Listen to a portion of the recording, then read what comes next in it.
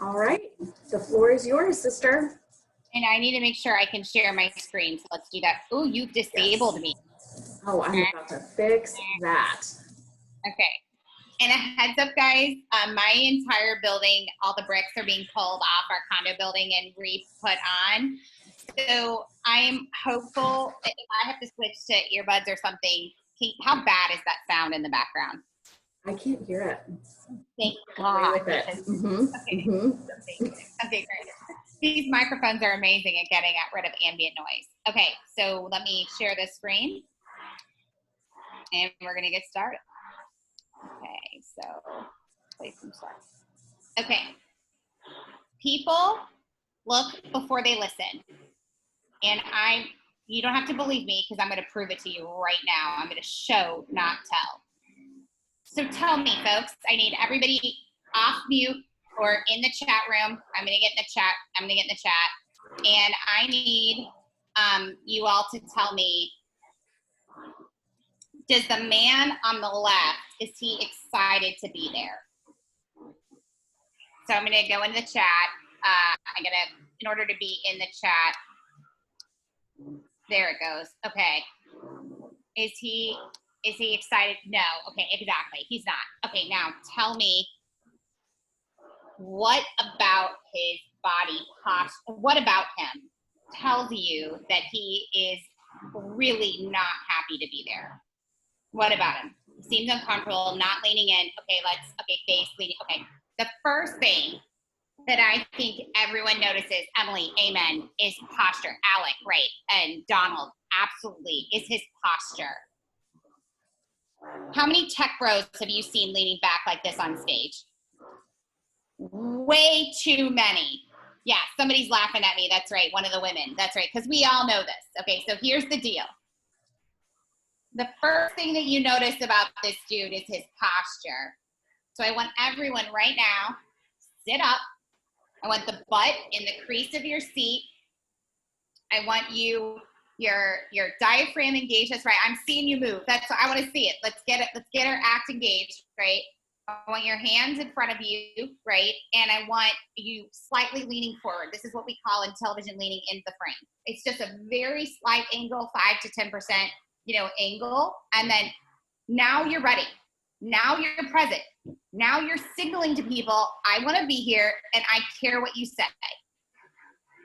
And let me tell you, in this day and age, as someone who's just watched 3 or 4 clients implode over, kind of bad behavior, right? You need to be present for people. You need to be present and you need to be attentive. And I don't care if that's your intern or if that's your lead investor, okay? So next, okay, what's the next thing about him?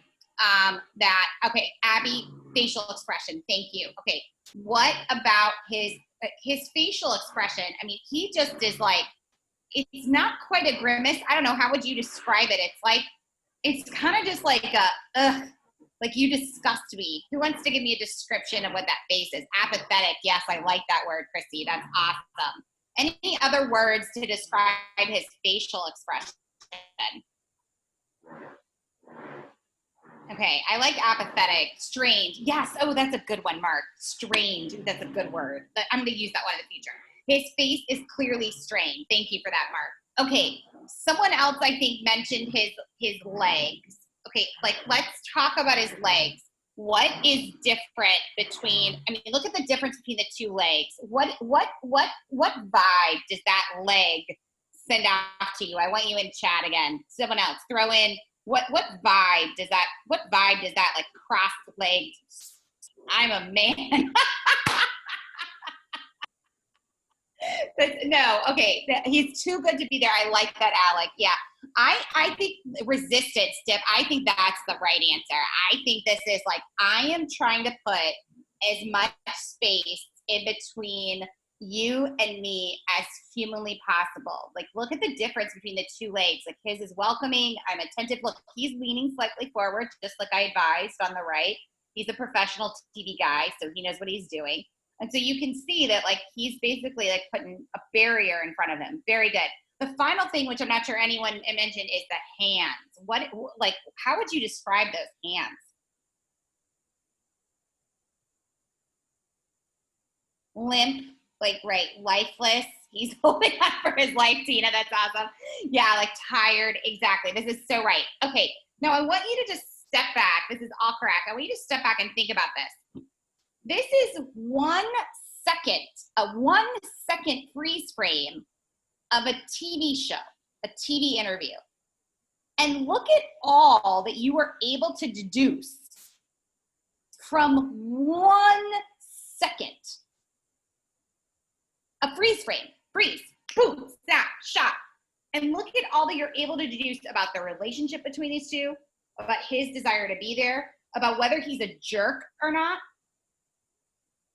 Right? Okay, so tell me, who do you think this gentleman on the left is?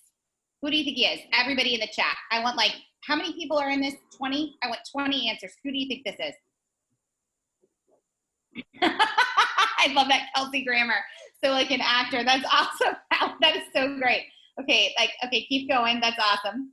What role do you think he plays? Someone who feels important. Oh, a politician. That's great. Okay, C-level exec, an executive, a CEO. The most CEO, Swiss banker. I love that. The most common answer that I get is that this guy is a CEO. Now, all of you on this call theoretically aspire to be a CEO. So what does this tell you? What does this tell you, right, about how CEOs are perceived? I'm a CEO. I run my own company, right? Reflect on this, like, as you go forth, right? How do you want to be perceived? How do you want to come across in interactions that you have with people? Okay, so here it is. This gentleman is, in fact, the Prime Minister of Australia.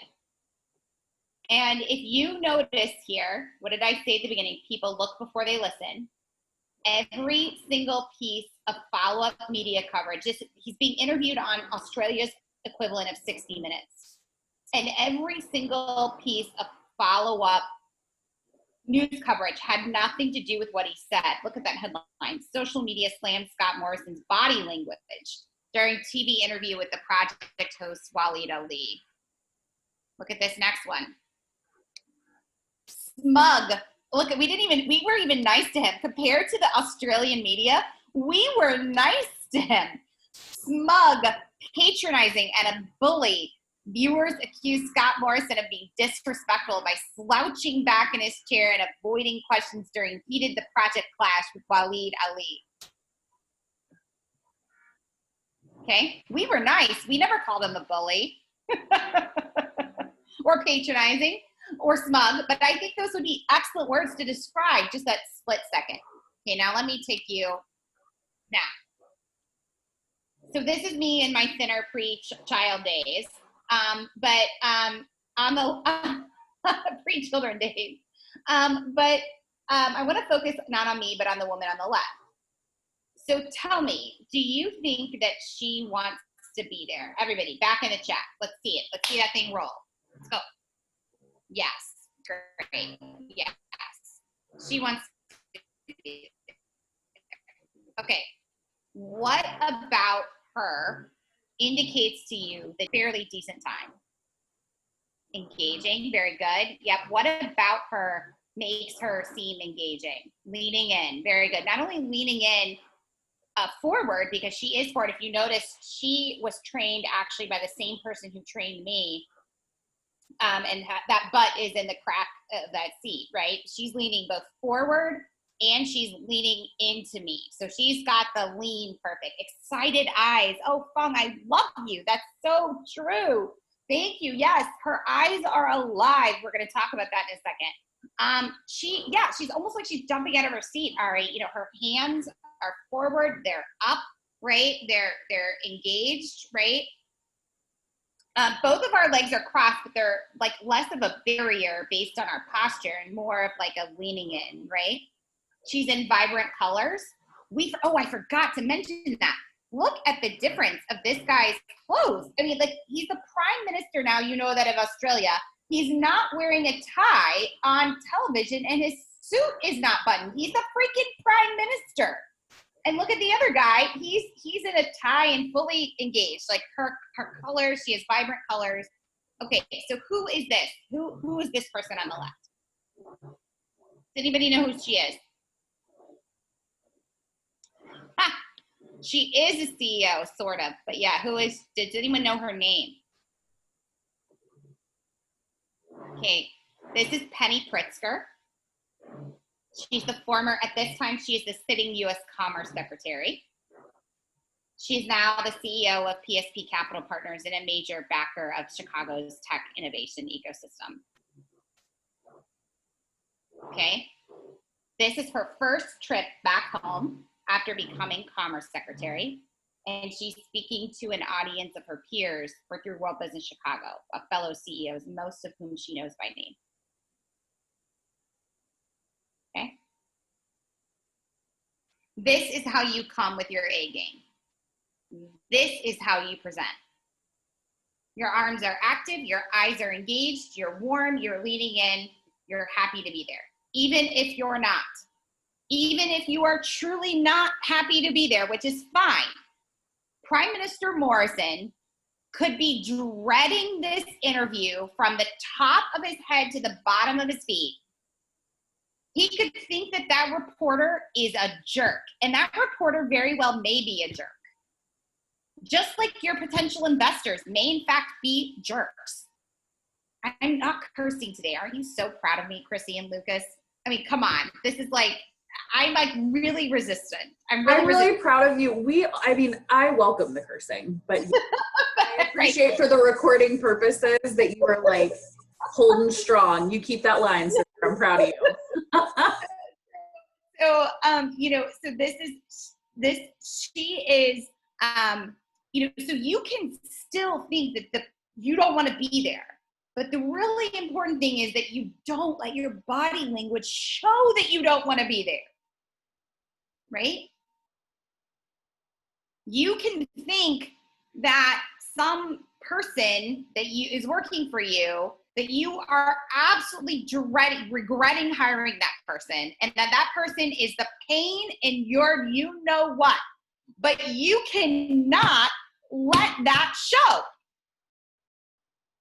Because in just one split second, look at all of that our brain processes about a person's excitement, presence, and attitude. Because you can think, man, I regret hiring that person, but you do not, in this day and age, want that person walking out of a meeting thinking that guy is a bully or that girl is a bully. Right? Right? Okay. So, when you were pitching and presenting Dress for Success, right? Posture and angle is the most important thing. Posture and angle, lean slightly forward. Hands and eyes are the next most important thing. And I just want to think, who again said eyes? Who did the eyes? Was it Ari? I don't know who said the eyes. Fong, it was Fong. The eyes, snap on the eyes, right? You want to, who knows what, you guys, I'm like old, but where does smile with your eyes? Who invented, who came up with that? Oh, someone's laughing, someone knows. Put in the chat, like who, Tyra Banks, that's right, Tyra Banks. Smile with your eyes. I am not a model. I can't do it very well, but you can look at videos, but what you mean by your eyes. Look at the interviewer. So where you're being interviewed one-on-one, you want to look at the interviewer, not at the camera. And you want your hands up front. Generally what I say is that if your hands are moving at the size that it could hold a beach ball, see my hands aren't in frame, that's too wide. You want to generally be like at the size of like a basketball or, you want to be kind of in this realm. So we're not, we're not Billy Graham, taking our flock to heaven, right? We are, in the general sphere. Okay. But you want them active and out front. Gentlemen, if you have an issue with putting them in your pockets, then don't wear something with pockets. So, and this brings me to the next Melissa? point. Yeah. You might be getting to this, but what about virtual presentations? Yeah, we'll do that in a second. So okay. I'll do that right here. So no distractions. So you want to, if you are a swiveler, which I know people who are swivelers, this is incredibly distracting. You need to be in a chair that doesn't swivel. If you're, I know people who are swayers. One of my clients is a swayer, right? There you go, right? You don't want to be, you're shifting your hips back and forth. So we're going to do that in a second. Okay, now on, so good question, Tina, on color signaling with the tire. You want to avoid just when you're on television, okay, if you're on TV, which is similar to presentations, I want you to think about stage and TV, it's very similar. If you're under lights, you want to avoid white and you want to avoid crazy patterns. So plaid, no. So what you're trying to do here is you're trying to, with white, it's literally a color balancing with the camera, okay? But with this other stuff, it's just, you want to eliminate distractions. You want them focusing on what you're saying. So, me suggesting that you do not wear, like for women, a low cut dress is not about the fact that I have a problem with your low cut dress. The issue is you want, for both men and women, like with men with like crazy plaid, right? You want them to focus on what you're saying. You want to eliminate distractions. I'm a nodder. So the thing you need to know your quirks. So this is my quirk, and I see someone nodding, right? This is my quirk, is Chrissy, is I'm being interviewed on TV by Chrissy, and Chrissy's asking me a question, and the camera, while she's asking me a question, is split screened, like you see on CNN where there's the anchor and the other person. And as she's asking me the question, this is what I'm doing the whole time. And it's terrible because everybody's now staring at me just nodding and not able to focus on the other person on the other screen who's asking the question. So you need to know your quirks. Know your quirks, okay? Now, just briefly on Zoom conversations, just a couple of quick tips. And I didn't do this morning. The one thing is to place books under your computer and elevate your camera to eye level. That's really important. Okay. The second thing is that you watch your background, right? As always.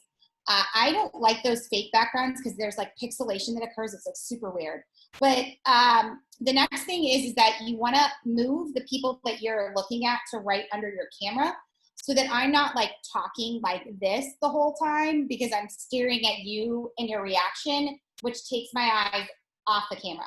So Zoom allows you to move. So I have placed Chrissy's head right under the camera for me. So I can see, right now I can see Chrissy and I can see, let's see who this is. I can see 5 people and it's right there so that I am looking as close into the camera as I can. Okay. You also, it's really important to hide your self view so that you're not staring at yourself. So I should add a slide on this because this is going to be like the modus operandi coming forward. So the first thing is move the other people under your camera, hide your self view so you're not staring at yourself, elevate your laptop or your desk so that you're at eye level with the camera.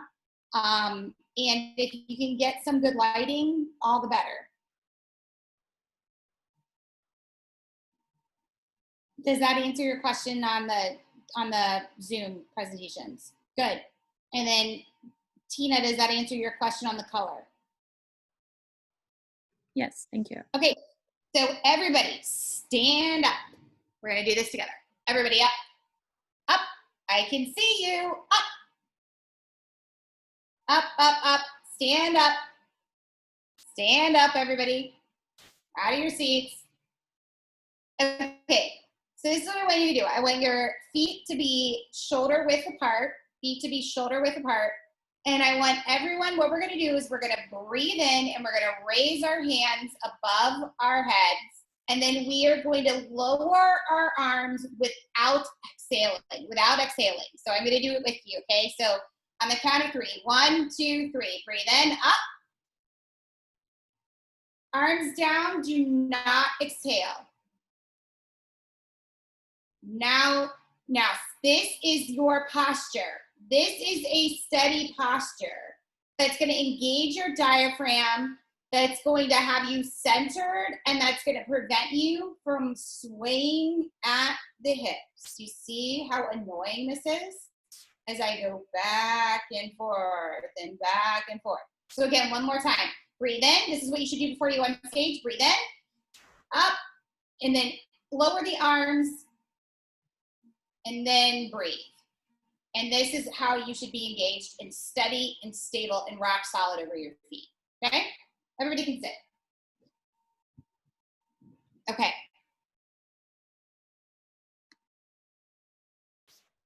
Okay. A great speech is like a great song. Great speech is like a great song. Okay. So we're going to now turn to some videos, because now we're talking about singing and songs and words and speaking. And so we're going to need to hear some video examples. I am going to, let's see here. I need to switch the way I share. So hold on one second. Oh boy. There we go. Stop share. There we go. Now I'm going to go to my Google Chrome. I'm going to reshare. There we go. Okay. Now, how many people have seen the movie The Iron Lady? Anybody? Yeah, I mean, oh my God, you young thing. Okay, so this movie like won Meryl Streep an Oscar. She plays Margaret Thatcher in the movie. And the movie is about her rise to become the first female watch it turn, yeah, become the first female prime minister of Great Britain. Now, keep in mind that this is in the late 1970s, early 1980s, before most of you were born, probably all of you were born. And there had not been, I think, a female leader of a major country for centuries. Cleopatra was, I don't know exactly in 1 year, right? Catherine the Great and others, but this has been quite some time in the modern era. So she was dealing with some pervasive sexism, but I want to, typically I share this video only with our women's group when I teach in the Polsky Female Founders program, but I've started to share this now with the whole group, because I need everyone to understand the implicit biases that we all have, including women, when other women talk. So I want you to listen carefully. Let's make sure that you can hear this. It could be a little louder. Okay, let me see here, because these Brits, they talk so quietly. Okay, I'm at max volume there. I'm at max volume there. Let me just see here. I think that let's try it again, and we might just have to suffer through it. I think, folks, just if the teams, if you guys turn up your volume, yeah, I'll probably accommodate it that way. Mm-hmm. Yeah, just for this brief clip. Okay, here we go. Let me go back to the beginning. In fact, I think all hats may have to go. You look and sound like a privileged conservative wife. We've already got her, but you've got lovely hair. We need to do something with it to make it more important. Yes, to give it more impact. But the main thing is your voice. It's too high and it has no authority. It's the lady who doesn't screech too much.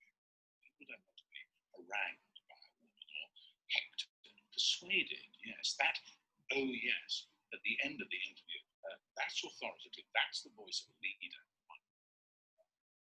Now, it's all very well to talk about changing my voice, Mr. Roos, but for some of my colleagues who imagine me as their leader, like imagining being led into battle by their chambermaid, like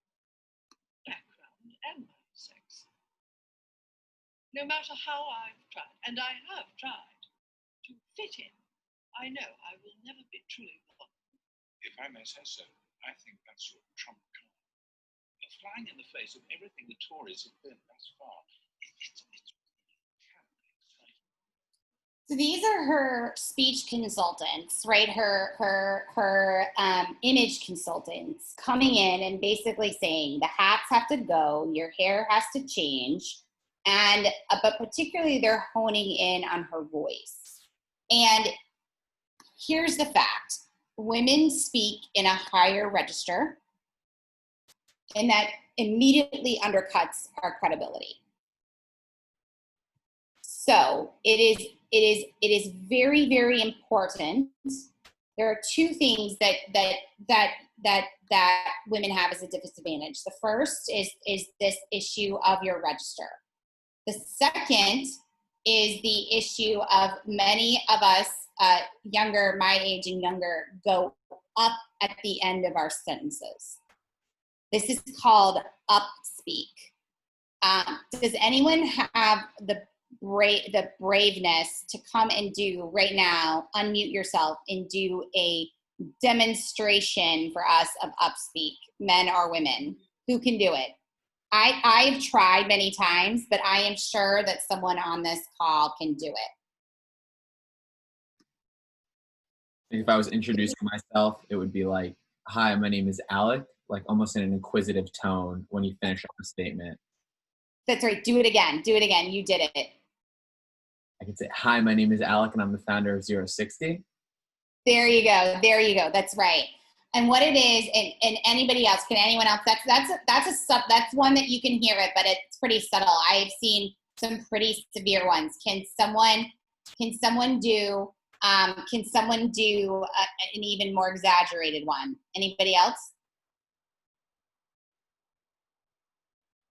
Hi, my name is, I can't even do it. Hi, my name is Melissa. Like, but I'm not doing it right. It's like, you know, or, oh my gosh, we're going to the beach. We're going to the beach.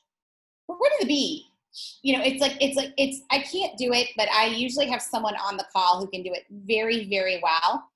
Everybody should do a Google search after this for upspeak and see what I mean. If you have that quirk, if that is your quirk, you must hire a voice coach and get rid of it.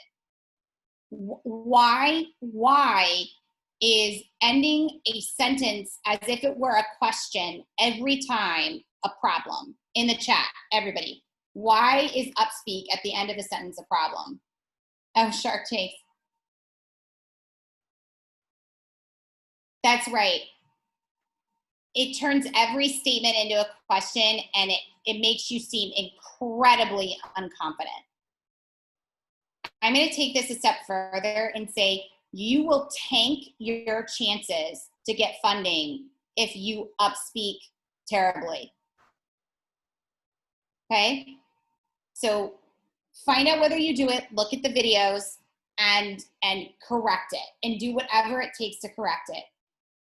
Now, this is such an issue that I need to switch how I share it again, but how many people are familiar with the Theranos scandal? Everybody, tell me what Elizabeth Holmes was accused of doing in the chat, everybody.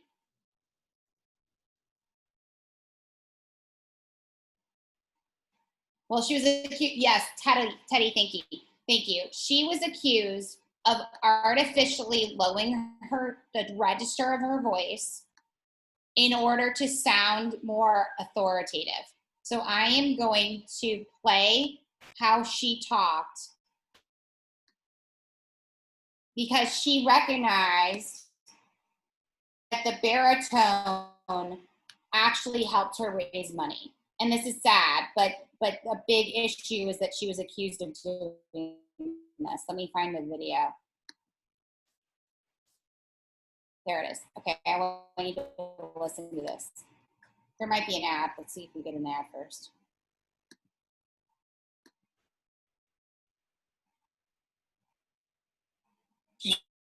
My work and our involvement started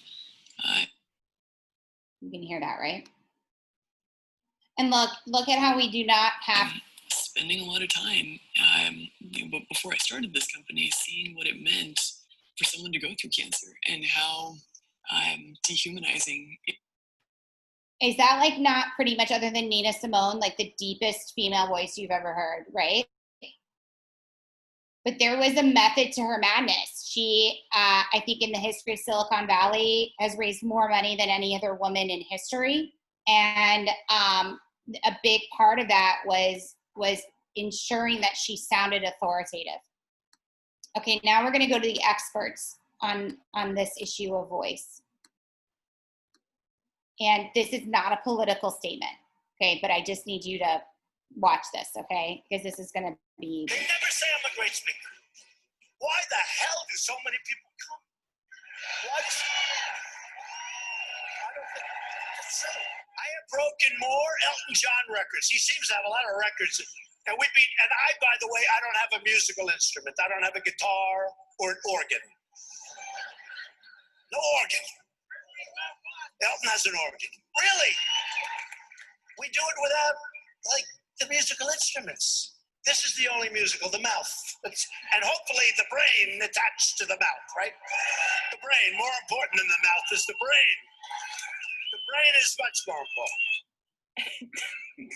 Okay. And decode Trump speak. Our favorite Trump linguologist, I'm going to make a word there, John McWhorter, linguistics professor at Columbia University. Thank you so much for coming. This is one of my favorite things to do because I do feel like there's this disconnect. We just heard Donald Trump say those words. And we were just talking in the break about how when he performs it with the performance, the crowd loves it and they don't perceive it to be incoherent. But when you read it, he says, he tries to explain, we don't need it. We don't have it. This is the only musical, the mouth. The only music. I do his base, think of that as not just great, but presidential. You know, a lot of this is because if you're processing language, the first thing that gets into your brain is the tone, is the music, then comes the content. Right. Okay, stop. What did he just say? Repeat it back to me. What did he just say?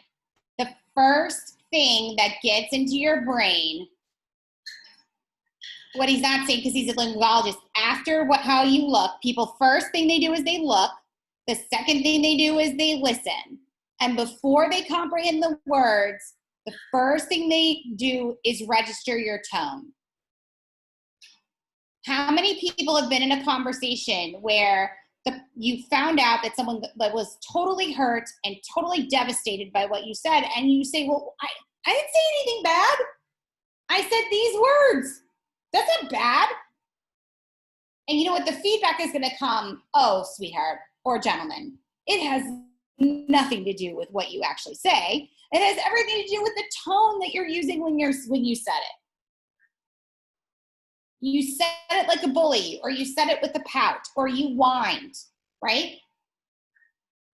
So a lot of what he's all about is just the melody of it, the punchiness of it, the air about it. And for many people, that's compelling. And so that seems articulate. That's certainly the way he thinks of these things. And so in a way, when he's talking about a musical instrument like Elton John and the organ, which is interesting, I always thought of him as a piano player. Yeah, he's a piano Remember man. Benny and the Jets and all of that organ? Yeah, the piano. Yeah. But actually, really, what I think he's thinking is that there is a kind of music, that it's an instrument, and that it's not about rubbing a noun and a verb together, it's about singing a kind of song. Right. In other words, he thinks of that as a kind of articulateness, and I hate to say that it is, because it actually has snookered a great many people into thinking that he's saying things. You know, there is a thing in Republican Party politics where words and people would say, great, that's great. It's his lexicon. Right. It's Sarah Palin, the same sort of thing, where even the media was enchanted with the way she spoke.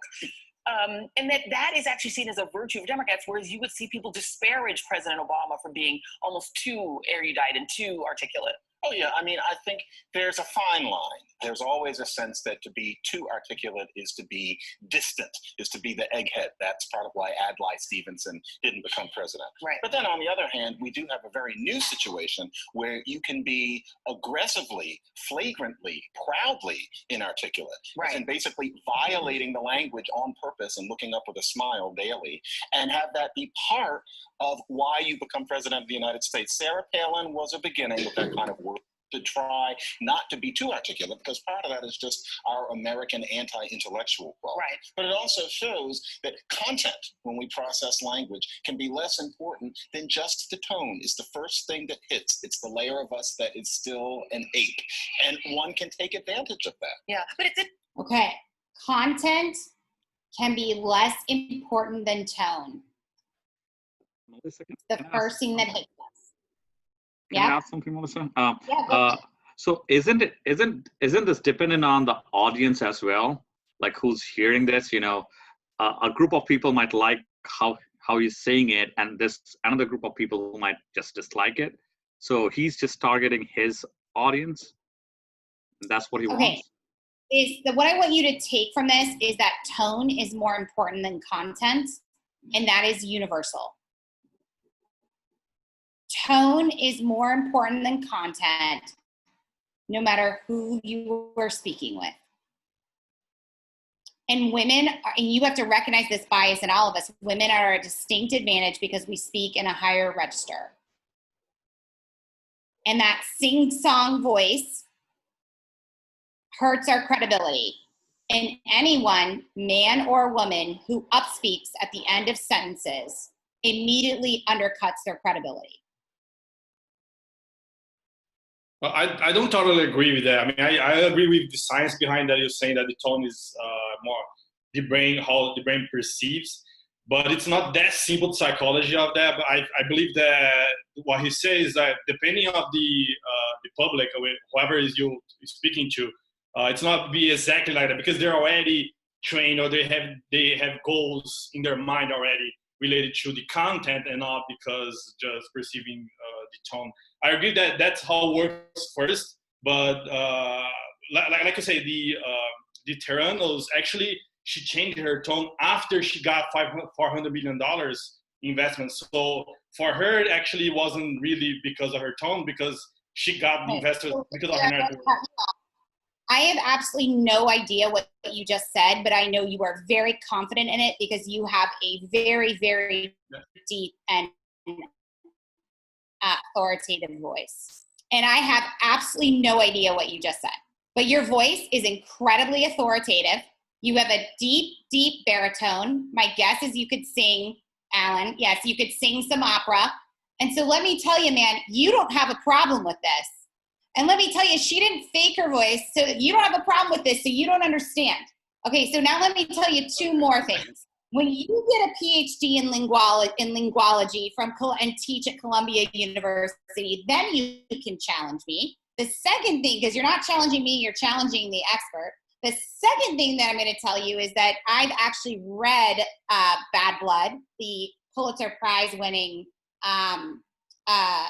and my work as a journalist is actually quoted in Bad Blood, the work that essentially took Elizabeth Holmes down and won the Pulitzer Prize. And she changed her voice long before she raised $400 million. That voice was an early hallmark of her engagement with faculty at Stanford. So when you read the book and when you get the PhD, you can challenge it. However, what I would say is that you have a very deep voice. You come across as incredibly authoritative. You do not have a problem with this. And for people who don't have a problem with this, it's very hard to understand, right? Very, very hard to understand other people who do. But I would encourage you, when we're going to do an exercise, I'm going to make sure that you are put up next to maybe someone who speaks softer. And when we do the exercises here, you're going to see the difference between your own voice and, say, a female voice, right? And then you're going to understand that they might be at a disadvantage, right? Because your voice can easily overpower theirs in a room. But I agree with you. Can you hear me? Can you hear me now? Yes. Oh, Yeah, I can hear you no matter what. Yeah. But what I was saying, I agree with you about the science that really works. But I was just saying that I agree with the other guy too. I don't know who was speaking, but he said that depending on who you're speaking to, they're gonna have some filters experience and then say, hey, I know. I mean, I like it, but then I'm gonna go to the content and see there's something wrong here. So that's what I'm saying. I wasn't challenging the science behind it. Yeah. So here's the thing. Content is still important, but it comes after tone. And you're lucky because you have the perfect tone to pitch. And I have a problem. You're not. If you have a good idea and you have good content, that you're going to have less trouble raising money than someone who has a softer tone. You sound immediately authoritative. Good. Okay? Good for you. Thank you. I guess. Okay. I can go into politics now. Yes, you could go into politics. That's right. Okay, so I'm going to have to switch the way I share my screen again. And so let me stop the share and let me get it back onto the PowerPoint. Okay. After your tone and pitch, the next most important thing is your speed. So, Alan, you had the perfect tone and pitch, but the reason that I couldn't understand what you were saying is that you were speaking incredibly fast. Okay? So, we're going to practice varying your tone and your speed for emphasis. Okay? A great speech is like a great song. Now I'm going to go through a little bit more of this before we do practice, but I want you to think about a song. What's the part that you remember, right? Right? The chorus is, you remember it because it's repeated over and over again. And you remember it because typically the pacing speeds up in the chorus and slows down in the verses, right? And a great speech is going to vary those things. It's going to vary your tone, right? Which the chorus typically has like a louder tone. And it's going to vary your speed. And that's how you're going to emphasize certain things. We're going to do some practice in a moment. I'm going to go through one more section. Okay, so order of hierarchy. Your presence, your tone, your pacing, your speed, and then now it's what you actually say. And it's not about what gets said, it's about what gets heard. And this section of this talk is going to be about training you to speak and communicate so that you're heard. And this is the most important thing, is the power of the pause. So Alan, it's not actually whether you're speaking fast in the times that you're speaking. It's whether you're taking enough of a pause at the end of your phrases for me to comprehend what you just said. Okay? So, I'm going to give you, and we're going to give you a video of this. This will be a last video, and then we're going to all practice. But it's about the power of the pause. Take that moment, and now bring it in, and take the moment. And bring it in, and take the moment. See the point? I spoke really, really fast on bring it in, but I gave you a moment to comprehend what I just said. Repeat, repeat, repeat. What was Donald Trump's campaign slogan? Everybody in the chat?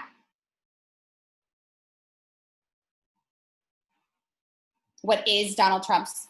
Yep, make America great again. Thank you, Donald. What was Hillary Clinton's?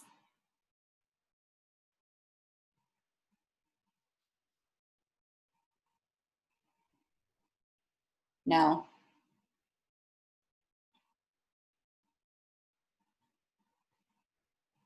No. It was Stronger Together. And the reason you can't remember it is she never repeated it. She didn't wear the hat. Remember, visual images come in first? She didn't wear hats. She didn't put it on banners. What other words and phrases has Donald Trump entered into our regular and daily lexicon through the sheer use of repetition? Fake news. Thank you, Donald. Kovef. There you go. Sleepy Joe. Huge. There we go. Lock her up. Build a wall. Right? Solely through the use of repetition. When I advise startups after their pitches, often you will have a situation where, and I experienced this when I was in the NBC and the GNBC, where you have a judge or an investor ask a question that you feel you've already answered. And the reason most likely is that you were going too fast, or they were distracted with their phone or on their email, or their mind was somewhere else, and they did not actually comprehend what you said. They heard you, but they didn't understand you. They didn't comprehend you. And so you should not, in those moments, be afraid of repeating your talking point and then maybe adding some additional information. You should not repeat. You should not be afraid of repeating yourself. Repetition is how messages get sunk in. 14-word limit. Humans can't follow any sentences longer than 14 words without a pause. Okay? So what we're going to do right now is we're going to skip this. Let me get to, we're going to do, we'll come back to this after practice. I just want to be cognizant of time and I want to get practice in. I'm going to show you one more video. This is Barack Obama's 2009 Nobel lecture. I'm going to switch again, screens on share. And what you are going to, and Barack Obama is the master of the pause. And I am going to clap through his pauses so that you can understand what I mean. Listen for now. First of all, I've just paused it. How does he look? Presidential, right? I think he looks presidential, right? And his voice and tone, you're going to notice it's a deep, warm baritone. He has a beautiful tone. And now I want you to pay attention to his pacing. And yet I would be remiss if I did not acknowledge the considerable controversy that your generous decision has generated. In part, this is because I am at the beginning and not the end of my labors on the world stage. Compared to some of the giants of history who've received this prize, Schweitzer and King, Marshall, and Mandela, my accomplishments are slight. And then there are the men and women around the world who've been jailed and beaten in the pursuit of justice. Those who toil in humanitarian organizations to relieve suffering. The unrecognized millions whose quiet acts of courage and compassion inspire even the most hardened cynics. Notice that. Look at how often I am clapping for a pause. I am clapping after phrases. Like, let's just do that again. At the end of my labors on the world stage. Compared to some of the giants of history who've received this prize, Schweitzer and King, Marshall, and Mandela. Schweitzer and King, Marshall and Mandela. How many times do you guys do or speak in like just one A, B, C, D, E, F, G without any pause? Whereas the way to break this up is to say Chrissy and Ari, Dip and Lucas. That's how you give a list. He is pausing in some cases after only 3 or 4 words. But I bet you, even after just hearing him once, you will be able to, if I asked you right now, recall specific phrases. Okay, time to put you guys on the stage.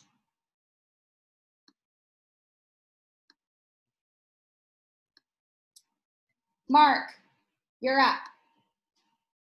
Mark, I'd like you to introduce yourself. This is what I want. I want you to start with, hello, I'm Mark. I want then your title and your name of your company. And then I want a sentence or two describing your startup. Thanks, Melissa. Nice to meet you, and it's been enjoyable so far. My name is Mark Schlecker. I am one of the two co-founders of 060. 060 is a consumer brand that sells an energy chew product, which is essentially a caffeine gummy product that is intended to be a healthy alternative to energy drinks and coffee. So let's talk about like the good news here is you spoke slowly. I appreciated that. You sped up toward the end. You spoke in a great tone. You felt warm and comfortable. There were moments where you extended words, like it's a, and what you were doing there was you were trying to gather your next thought, right? And instead of taking a pause, right, you extended your words like, right? And other people do it differently. Like I would do it as like a, some people do, some people do, you extend your phrasing on like usually like an A, like an A, like a, or something like that. So what I want you to try to do is in those moments where you don't quite have the next word, instead of extending what you're saying, take a full and complete pause there. Figure out what you're going to say. Because no one is going to, they're going to think you are thoughtful for that pause, and they're going to have time to more time to understand what you just said. They won't feel that you've left like a blank space there. So let's try it again.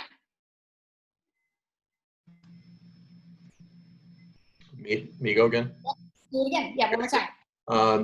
Sure. Nice to meet everyone. My name is Mark Schlecker. I'm the co-founder of 060. 060 is a consumer brand offering a novel and healthy alternative to energy drinks and coffee. We do that by selling a 6-gram energy chew that packs the entire cup of coffee's worth of energy into one single tasty bite. Okay. Sorry, I sped up at the end. Yeah, I caught that. Yeah, that was much better, right? That was much better. But now at the end, that whole phrase, which I imagine for you is a stock phrase, give it to me again. I want you to break it up into segments with the pause. So give me that stock phrase you used just at the end. It's an energy chew it's a 6-gram energy chew, or say it right there. We sell a 6-gram energy chew that packs the energy's worth of an entire cup of coffee into one tasty bite. Perfect. And so you want to take a pause after energy chew, and you want to take a pause after a cup of coffee. Because that phrase, if that whole sentence is probably 14 words, it's strung together without a pause, no one would be able to comprehend it. So how you did that in that last one is much better. So break that up so that people have time to comprehend everything that you're saying. Great job. Thank you, Mark. Dip, you're up. Dip, are you frozen? No, oh, no, now you're moving. You were frozen there. I got my, it could be me. I got my kid behind me, so she's singing Elsa's song. Oh, no worries. Oh, my 4-year-old sings it too. Let it go. I have all the words memorized. So you don't want me, but a good speech overall is like a good song. Oh, I hear her back there. Okay, I empathize, so I'm gonna give you a break. I'm okay now. She's out. It's cool. fine. Okay. Hello, everyone. My name is Dip. I'm the CEO and founder of Neural Trend. At Neural Trend, We help fashion retailers predict product success months ahead of time. Great. That's about it. Yeah. So first of all, what I appreciated there is, again, great tone. I appreciated that you had a nice little pause there between success and months ahead of time, because success is a tough word that with a lot of the S's, people, success, right? So you took a nice little pause. I think that you were, cheery and warm. And so I think that sounds, pretty good. So great job. Okay. Ellen. I am not technically an accelerator participant. I'm a Pulse Key staff member, so I can participate, but didn't know if that was the goal. Nope, I didn't know. Okay, awesome. Okay, I thought there was someone, is there a Fong here? Fong? Yeah, hello. Hello. So, in my family living room, so I was worried about background noise. Okay. Can you go ahead and stick on your video? Hi. Okay. Fong, you're on.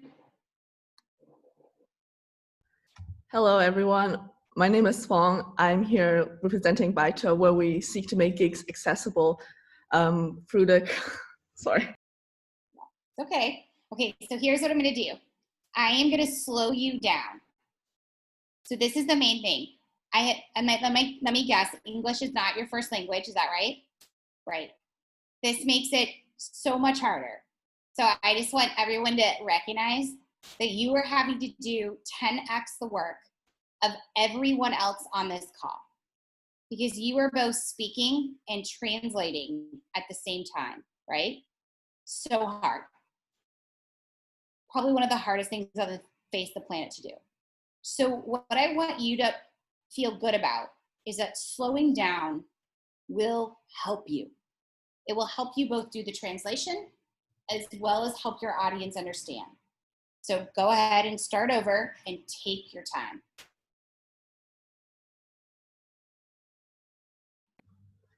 Hello, everyone. My name is Fong. I'm here as part of Baito. At Baito, our goal is to make gigs accessible for everyone. We're looking at problems in the landscape where people cannot find the temporary work they need and the time they want to do it.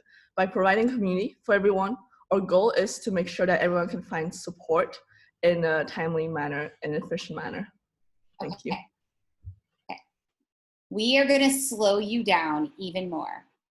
Even if you are speaking as English as a first language, you are speaking way too fast. Okay, so do it with me. Okay, so watch me, listen to me. Hi, my name is Fong. Hi. I'm with. Okay, do it again. Yeah, go ahead. Repeat after me. Okay. Hi, my name is Fong. I am with, and I didn't catch the pronunciation. How do you pronounce the company? It's Baito. But can you put it in the chat so I can see the spelling? Baito. Oh, great, Baito. Okay, I want you to really emphasize that T. Baito. Baito. Say it after me. Baito. Slowly. Very good. Okay, great. Okay, so hi, my name is Fong. Hi, my name is Fong. I'm with Baito. I'm with Baito. We are and then finish the sentence. We are an online community for temporary work. We are an online community for temporary workers. See the pace? I'm at a beat of like boom, boom, boom. Okay, keep going. We are an online community for temporary workers. We aim to provide a space for people to find support for their professional endeavors in the temporary workspace. Does everyone see? Amazing. Yes, we got some claps. We should be getting some claps there. Okay. So, that's I know, that's awesome. Okay. So your key is you must slow down. Okay. You must slow down. Yep, that was amazing. Thank you for the help. Yeah, no, and you have a great tone, right? So if you slow yourself down and give yourself those hard pauses, you will sound incredibly authoritative, okay? No need to rush. Okay.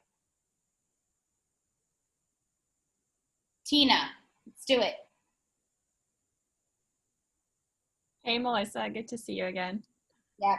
Hi, everybody. I'm Tina. I'm the co-founder of Neural Trend. We help retailers and brands take a data-driven approach to merchandise buying and planning so they can increase their revenue. Okay.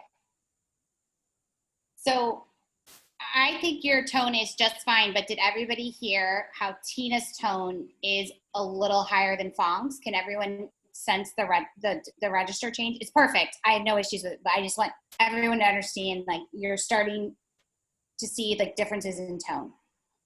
Okay, so I think that was great. It was, I could hear everything. I had a little bit of an audio break on my end because of my Wi-Fi, but everybody could understand what she does, right? And everyone could follow the logic, right? Okay. Who's up next? Let's see here. Rodrigo. All right. Hi. All right. So, hi everyone. I'm Rodrigo, co-founder of Kitchens Alliance. We create crave-worthy, fun, and bold delivery-only restaurants for Mexico. By leveraging the dark kitchen model and our experienced team, we are here to revolutionize the food delivery market and expand the experience as a whole. Okay, I need to give you some pauses. You've got to have some pauses. So we're going to start again, and I'm going to clap you through, okay? I'm going to clap you through, okay? So start again, and when I clap, you need to pause. Go ahead. Hi everyone, I'm Rodrigo, co-founder of Kitchens Alliance. Okay, no. Hi everyone. Hi everyone, I'm Rodrigo, co-founder of Kitchens Alliance. No. Stop. You're okay. Hi everyone. I'm Rodrigo, the founder of Kitchens Alliance. What? Alliance. Kitchens Alliance. Alliance. Okay. You've said it to me 4 times and I can't understand exactly what you're saying, but if you slow down, I can understand what you're saying. So, hi everyone. Hi everyone. I'm Rodrigo, co-founder of Kitchens Alliance.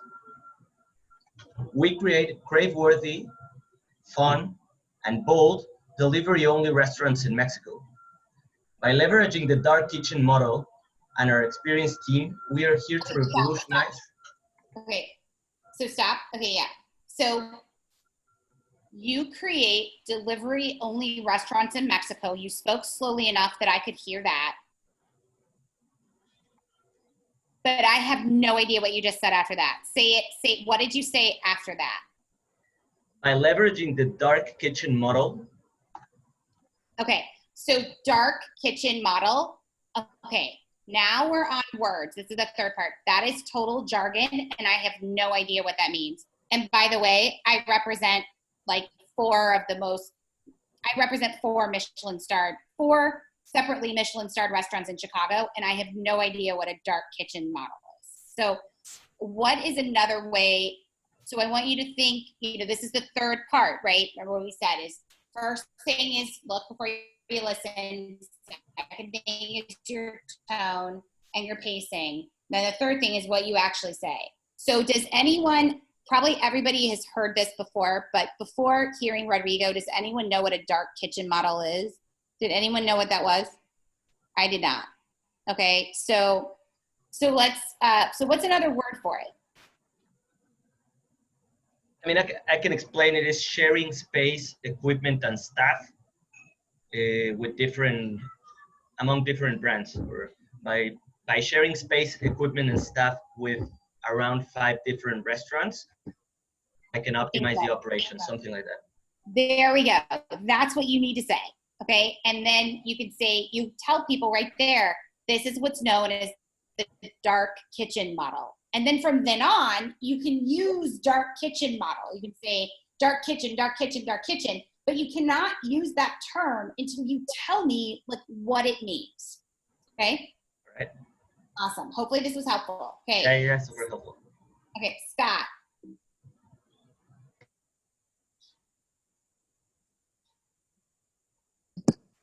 Hello. Hi.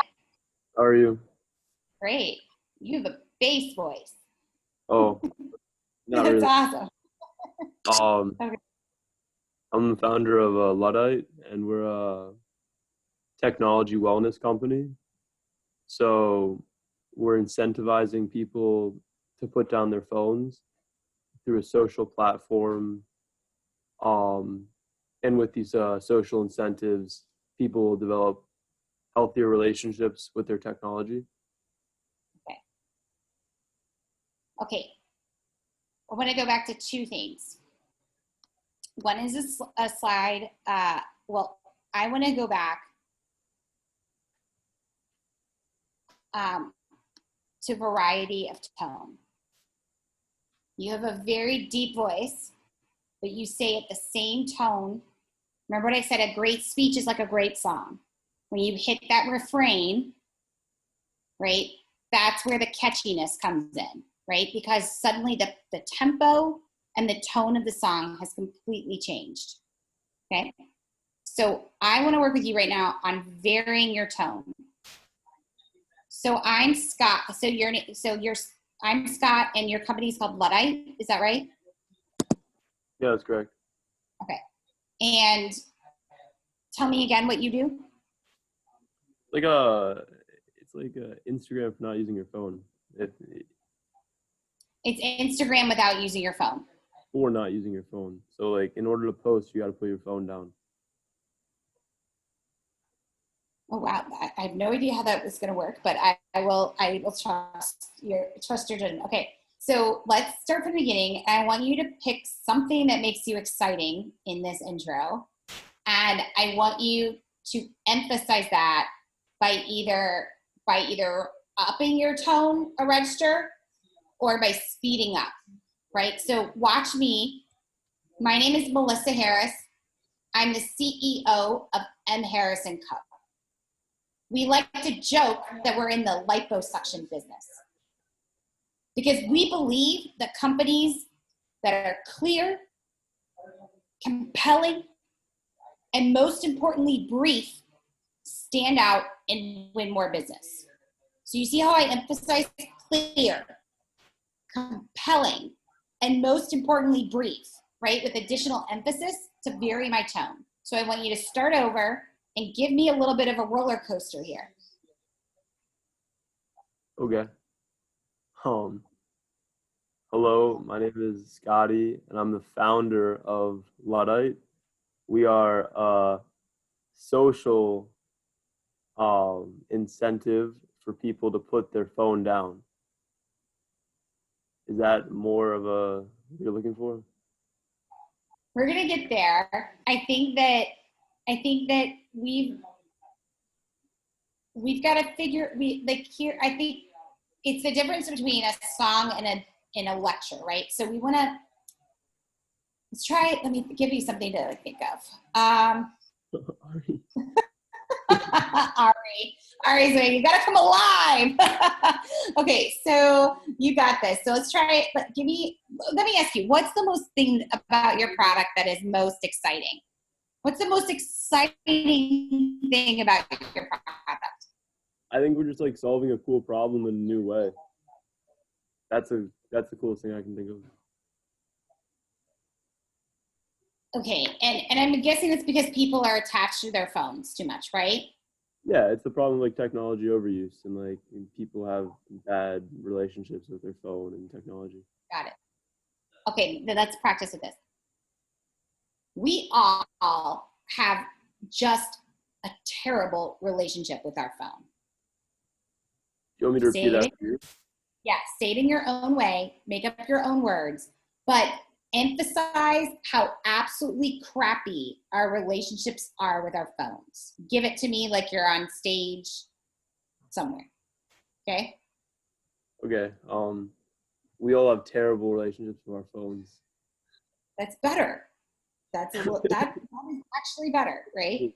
So that's the kind of like, we are totally addicted to our phones. Yeah. Right? Say one more time, just something like along those lines. We are totally addicted to our phones. There you go. Okay, do you see how you just had a little bit of an inflection? That's super important. Yeah, I got you. It's super important to keeping people with you on this journey, especially if you're going to have to talk for long periods. Julian, your turn. You're up. All right, thank you, Melissa. My name is Julian. I am the co-founder of Ruby. Ruby is the next generation of fantasy sports. We are a second screen experience for every sports fan. We gamify the biometrics of professional athletes, their speed, their distance, and their vertical. Okay, great. Fabulous. Fabulous. You got this. Have you talked on stage a lot? No. No? Well, a little bit, maybe. Okay. Yeah, some. Maybe. Yeah. Were you in theater ever? Did you ever perform in a play or sing music or perform on stage? In high school, I was in Greece and I played Kaniki. There we go. Yes, Julian. There we go. Okay, so this is a great example. Okay, first, Julian, great. Okay, I'm so glad you told us that, and this is why. The best probably speaker on faculty at the Booth School of Business is Professor Austin Goolsbee. I don't know how many of you are Boothies or have had a chance to hear from him. How many people have heard from him? Give me like a thumbs up if you've heard him speak. Okay, great. We have some hands raised. Great. Okay, he's an amazing public speaker. Here's what you don't know about him. He was the nation's debate champion in high school, defeating Ted Cruz in the national finals. And in order to perfect his ability to perform on television and stage, he had years of training at Second City and actually moved here to Chicago initially to train there. So Julian, I have to tell you that your time in Greece, whether you realize it or not, has prepared you for this very day to be able to speak confidently and at the right pace and clearly in front of your peers. So great job, right? And, believe it or not, high school theater does pay off. So anyway, I could tell, I was like, I'm sorry, I can tell, this is a skill. This is a skill that you can get better at. This is a skill. Okay. And I am going to leave, last but not least, to our dear man, Alan. Where are you, Alan? Did you go? Did he go? I think he's still on the call, but I'm not sure he's with us. He may have had to take another on his phone or something. Okay. So, Alan, I'm gonna coming stop back. it. Oh, he is? Mm-hmm. Alan, you're such a good sport. You are on mute though. So come off mute and join us. Alan. Nope. Yep. Okay. Oh, there he is. Got you. But who's doing the pitch for our startup is Donald. So it wasn't me. No, you're on, man. Okay. You want me to do the pitch for Epic? Yeah. You're gonna have to at least at a minimum. Here's the thing. At a minimum, you are going to have to introduce yourself if you're in a room with investors. So this is simply. Yeah. No, I've done that. It's just we decided that he's going to do it, but. Okay. Well, let's have you do it. Okay, I'm gonna do like a very short way to explain this. So Epic is a tool, a search list tool, where you can snap a picture and a photo, actually record a video, and show what's your problem in your home, so you can find a handyman without going to the searching platforms to find a professional. So we find the professional for you. Like you just record a video, easy as that, just like a Snapchat, and we're going to match the best professional for you, and pretty fast. And then it's just very short.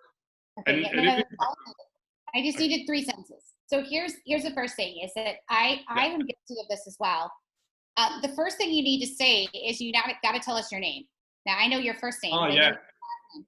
So you always want to start this off, and I can't tell you how many times people forget to just say who they are when they're giving investor pitches. So just you got to expect that no one has done their homework and they have no idea who you are. So you had a really nice pacing at the beginning, and then you sped up. Okay, and I know that this startup is something about a handyman, so you got to make sure you keep that even pacing throughout your whole talk and don't speed up. The second thing is you also, like Fong, are having to translate, which is the hardest skill on the face of the planet. I can't imagine. And what will happen is when you're doing that translation, that's when Fong would say, you say, And so you're translating during that period. And it's so incredibly hard, but you've got to learn and train yourself to pause in that moment of translation. No one will think the worst of you, and they'll be able to understand you better. So do it one more time, starting with the introduction of your name and trying to, when you are translating, to actually be silent instead of saying Oh yeah, okay. So starting again, my name is Alan, and our startup is my name is Alan, and my startup is a platform, searchless platform, where you can find handyman professionals to fix anything in your home. And it is easy as recording a picture like a Snapchat. You just take a snap, send us your problem, and we're gonna find you the best match, the best professional for your issue. Very easy way. We should have applauses everywhere. I have people applauding. I have people. Now you started to speed up, right? And I was like, slow down again, and then you slowed down again, right? So just keep that in mind. Okay. I think we're gonna wrap up really quickly, just with one final point.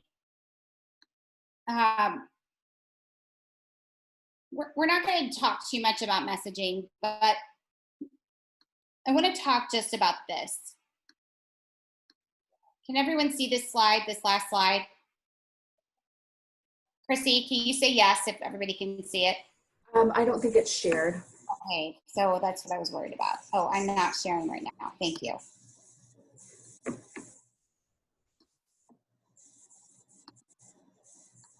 Okay. We've got guessing in front of investors will get you in a whole heck of a lot of trouble. That's great English, right? A whole heck of a lot of trouble. It is okay if you do not know the answer to the question. Say you'll get back to them in 24 hours with an answer, and then shut up. This requires an enormous amount of discipline. It's okay if you're not the right person to answer. Say, my colleague, our CTO, is the best person to answer, and then shut up.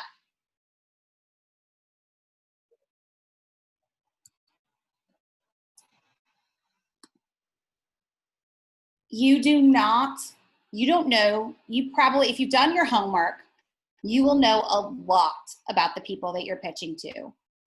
But one could secretly, like Waverly Deutsch, have a PhD in theater, which you would never guess.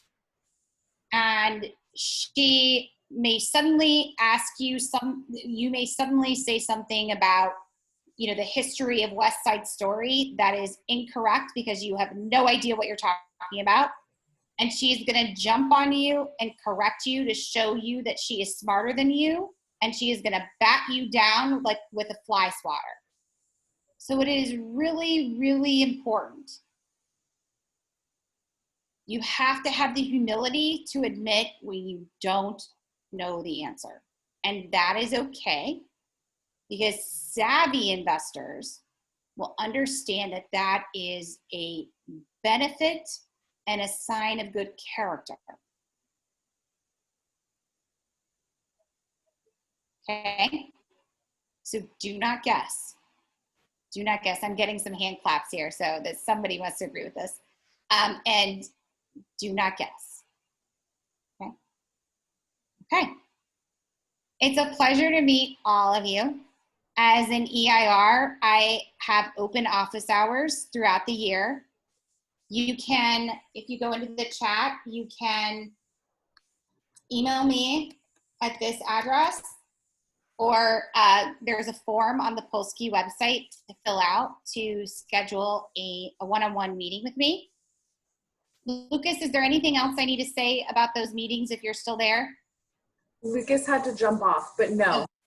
Okay, so and my admin then will reach back out and schedule a 30-minute. Thanks, Chrissy. Thank you, Melissa. So grateful for your time this morning. Do you guys understand Lucas's energy when you think about Melissa this morning? Is it all ending? Yep. I appreciate you so much. Teams, do not sleep on that opportunity to get some one-on-one time with her. It is invaluable. It's invaluable. It'd be a great thing to do before demo day. Awesome. Thanks, guys. Have a good one. Talk to you later. Thank you so much. Take care.